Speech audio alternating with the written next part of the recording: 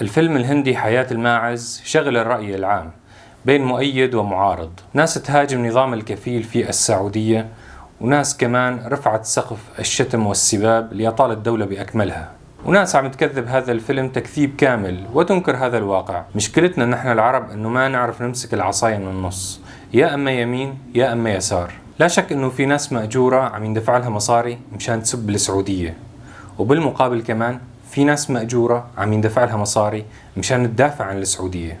ولا شك انه الظلم موجود في كل مكان في هذا العالم، مثل ما هو الخير موجود. انا هنا لست بصدد اني ادافع عن نظام الكفيل او حتى اني اهاجمه. طبعا لا شك انه في مآسي سببها كان نظام الكفيل، وهذا الامر حقيقي ما هو كذب، بس في شغلة غفلت عنها الناس. رسالة الفيلم في حقيقتها بعيدة كل البعد عن نظام الكفيل أو حتى عن مهاجمة السعودية.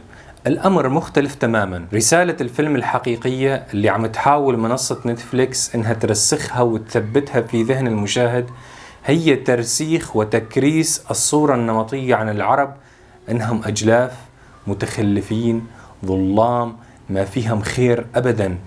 وهذا الأمر ظلم حقيقي للناس. وعلى فكرة هذا الأمر أكبر من خلافاتنا السياسية بين بعض نحن العرب، لأنه بالنهاية هاي الصورة ترسم عن العرب جميعا.